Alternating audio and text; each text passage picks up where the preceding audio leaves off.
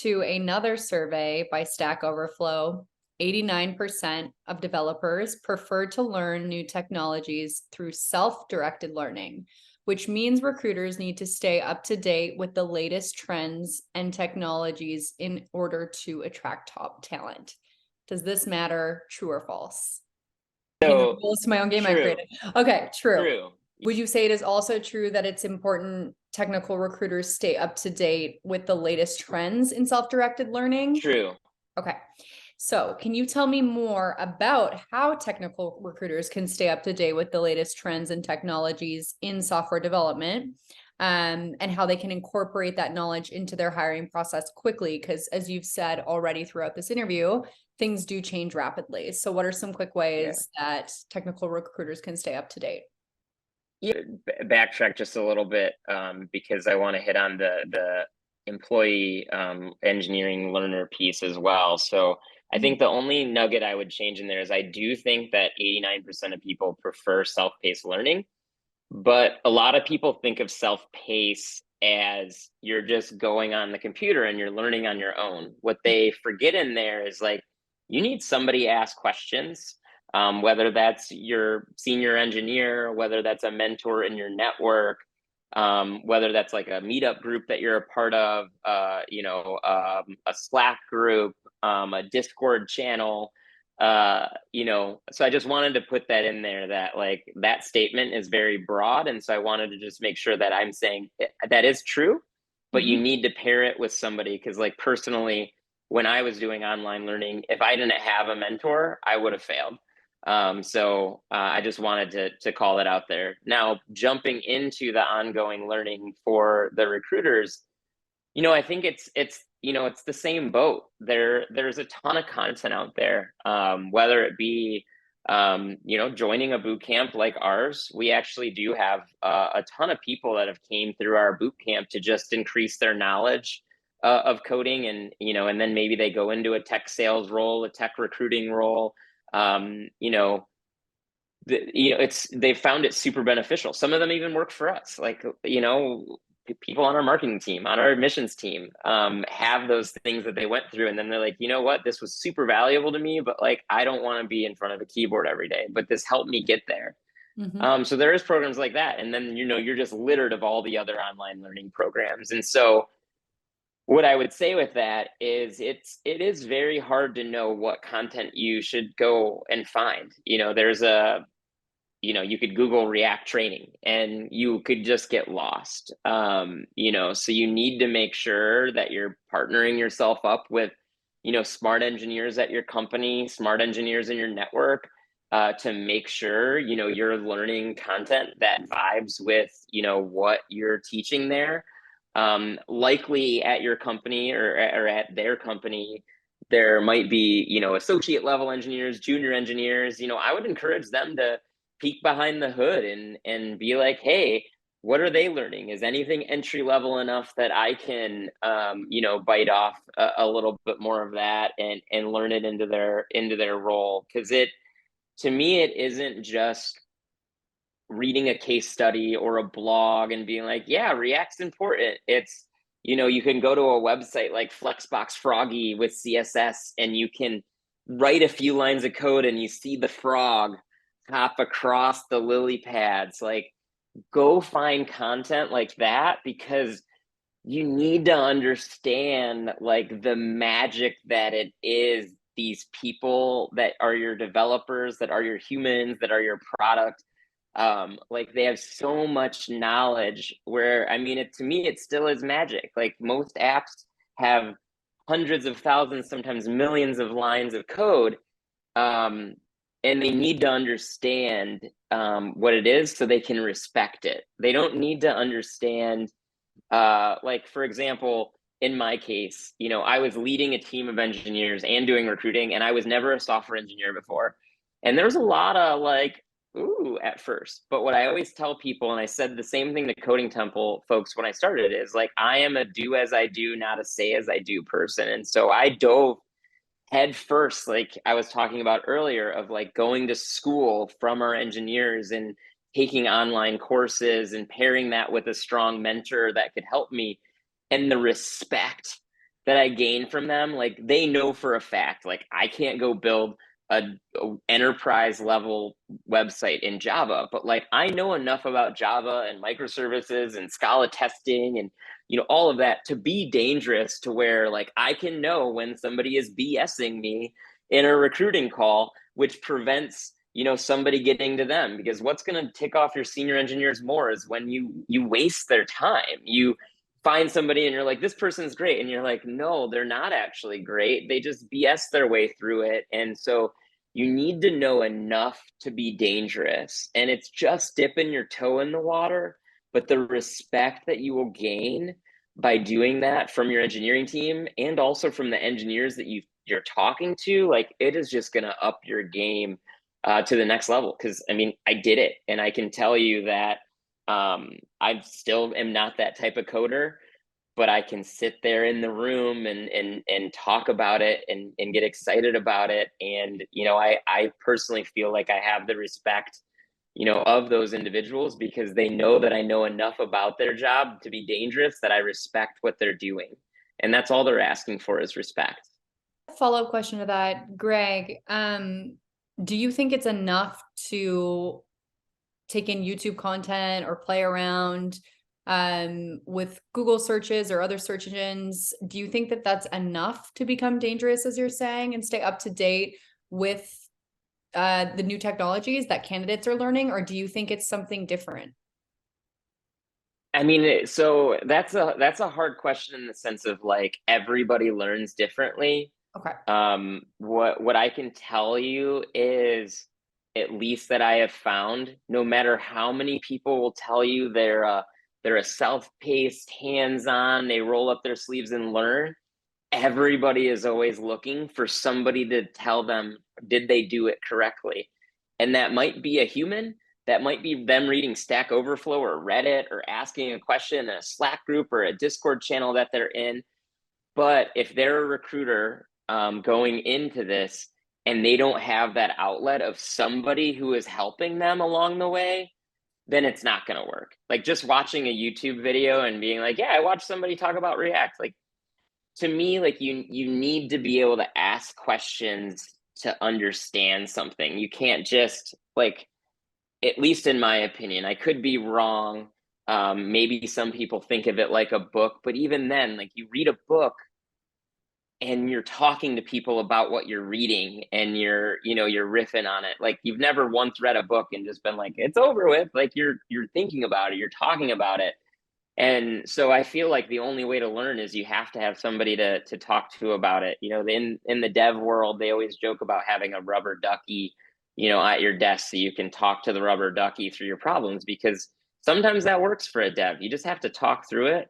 But having that sounding board, whether it be a friend, a mentor, an engineer in your company, a company that you can hire to help you do it, a meetup group, whatever it may be, like you need that. Even if it's minimal give and take, it might be an email exchange. But I really think you need to have that person on the other end that can help make sure you're picking it up. Because like I said in a previous question, there are a million ways that you can write React and make something work. But is it the right way? Yeah, I mean, there's a lot. I mean, that opens up a whole nother can of worms. Yeah. According to a survey by Glassdoor, 77% of technical job seekers consider a company's culture before accepting an offer. Do you think that is still true in this job market? Do you think that culture is something that people care less about, or that will remain a strong value in people's ultimate decision where they go to work? It will 100% remain a strong value. I mean, yes, we're in a really interesting market right now, because, I mean, the economy is going wild. On top of that, you have all these tech giants that have done massive layoffs. But, maybe I'm just too much of a glass half full. Maybe mine's like 75% full. But I think that this market is I'm considering it the great shift of tech talent. It is kind of what I've been, I don't know, coining, I guess, for lack of better words. Of I think that over the next couple years, we're still going to need way more engineers than we have currently in the world. But I think right now it's just a reset in many ways. I think there's a lot of talent at those tech giants that have been there for a really long time, that like them being somewhere else is going to just do boatloads for, you know, the startups or wherever they land. Like imagine that 25-year Google veteran, like so sad that they lost their role, but how incredible is that going to be when they move? And then, you know, dev salaries have been astronomically inflated because of the war for tech talent. I think it's going to level set that a little bit, which is going to help make all companies hire and train and retain the talent they need, because it isn't, I mean, I had people that were right out of college, you know, that, you know, I thought 90K salary was good. And then they're like, nah, Amazon offered me 130. Like, that's Right. not fair. There's no way to compete with that. So I think there's just this whole shift that's going to happen.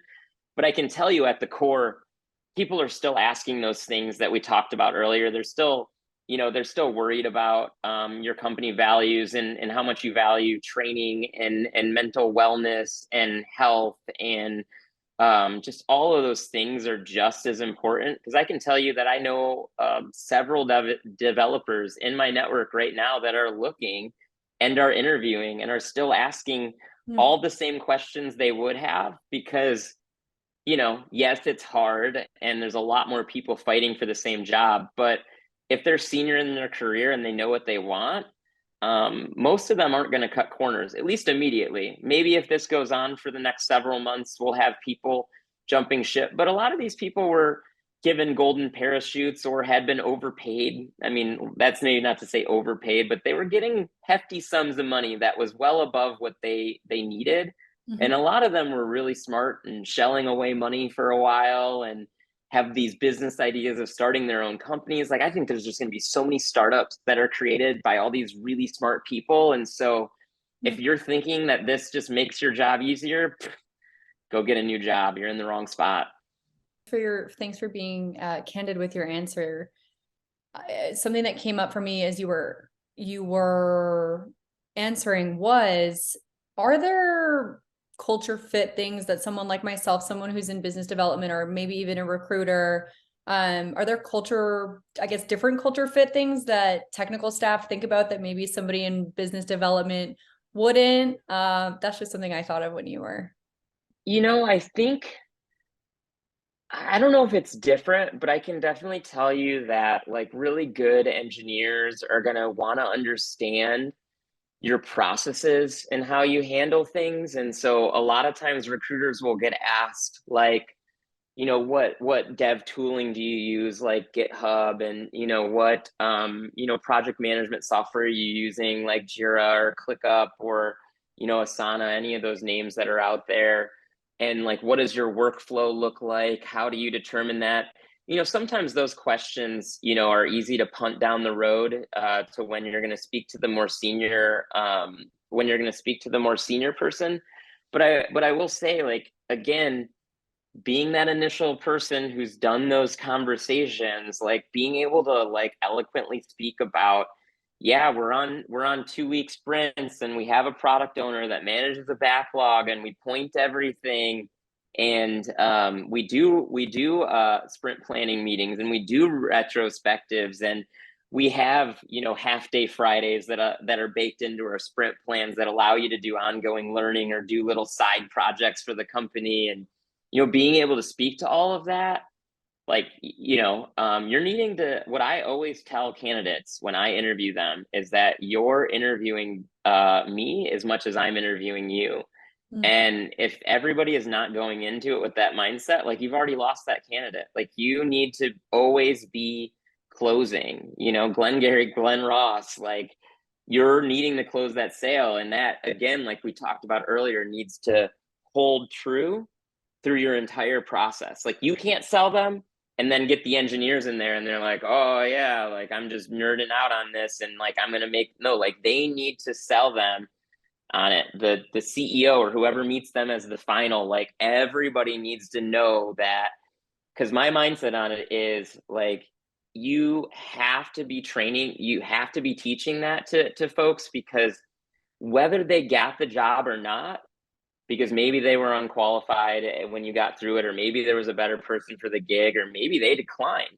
You want people leaving the job interview process like, holy shit, I did not get that job, but I need to go out and level up my skills because that is where I want to be. And those are the people that I want to work with. And everybody should have that mindset going into it. Technical recruiting is broken and cannot be fixed. True or false? False. Can you tell me more about how technical recruiters can take actionable steps toward positive improvement in the quality of their technical recruiting process, even when they don't have support from their organization or leadership?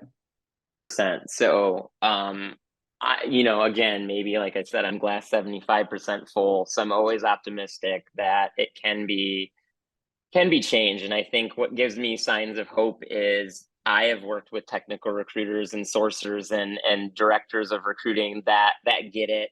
There's spots of hope of even people that we've talked to recently that have kind of homegrown training programs and things like that to level up their staff. And so that's why I feel like there is hope. What I would say, and that is, as the train starts moving in this new direction, will all of the current talent advocates and recruiters and sourcers fit the mold? Probably not. I feel like this is definitely an inflection point where there are going to have to be a lot of them that need to stop saying they're a technical recruiter or sourcer and go back to being a sales recruiter or salesperson or whatever that gig is. Because I do think status quo is going to be, having some dangerous bit of technical knowledge. But is it unsavable? No, because there are spots of greatness out there, and there are people that are trying and know that the needle needs to be moved in that direction. If they don't have the support that they need at their company, I would think about a few things, like we talked about earlier. Think about who's in your network that you can reach out to. Look up, training programs like this, like ours, or the other online resources like the Udemy's and the Pluralsights of the world. I will just caution you in that, like I mentioned earlier, of like making sure you have some sort of smart friend, whether that be a mentor or a colleague at work, or somebody you met at a meetup group. Because again, you want to learn React. There's a React meetup group in every city. Most of them have went virtual. You want to learn? Oh my gosh, the world is littered with devs that are willing to share their knowledge with you. You just have to ask the right questions. And so I would utilize your network. I would also, look into maybe some books or some training courses on how you manage up. When you're a recruiter or you're a hiring manager or an engineering manager kind of vibe that this is putting on, because a lot of hiring managers and engineering managers do their own recruiting. The more I kind of was thinking about as we're talking, like you're gonna need that time. You're gonna need to learn that. Like I had to do that. I was, the people manager of a bunch of engineers, and there was so much stuff we wanted to do and not a lot of people that understood it.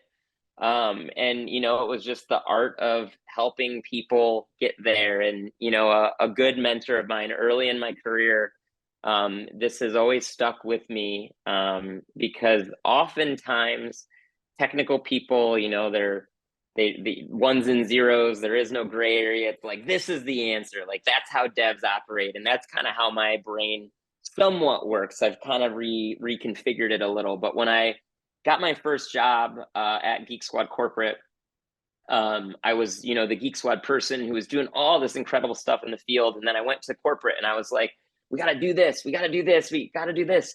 And it all like was just made sense, plain of day, that we should do it. And nobody in the room got it or understood it. And like, I called up my former boss, who was my mentor at the time, and I was like, they don't get it. Like, what do I do? Like, this has to change. And, this is like 24-year-old, very energetic, doesn't take BS, just wants to knock down doors and change the world. I still do. I just better manage it. But what I would share to folks is what he shared with me, and that's, we all are at different stages in the journey, and you have to bring everybody along with you. And so what they need to understand how to do is how to, hear what people are saying, their leaders, and listen to that and come back with a better business case, a better business plan, better ROI. That's, I mentioned it earlier, but that's things that we can help you with. That's what, I will, double click into. Like, reach out to us. I'll help 100%. I've done this before. There's other people in your network that have done it before, but as a recruiter or the hiring manager for these types of roles, like, if you don't have the ability to manage up, read books, go to conferences, go to leadership training. 1871 does some amazing courses around that. And I'm sure all around the country, there are those types of leadership training that people can do. So I would encourage you to figure out, how you do that. And then if you're still met with roadblocks, leave 100%. Like, if you are there and you're doing everything you can and you're kicking and screaming and you want to learn that, like I said, we're in this shift where technical recruiters are gonna need to do that. And if you're somewhere where they don't want to do that, after you did all the right things and managed up and gave them the business case, find somewhere that's willing to support you, because I guarantee you there's a company out there that will help you on your path to wanting to be more technical and do that type of recruiting. This to the end of True or False. Please tell me more. The inaugural game session. Awesome. So okay, Greg, thank you so much for your time. Before I let you jump back into your workflow, is there anything you want to add?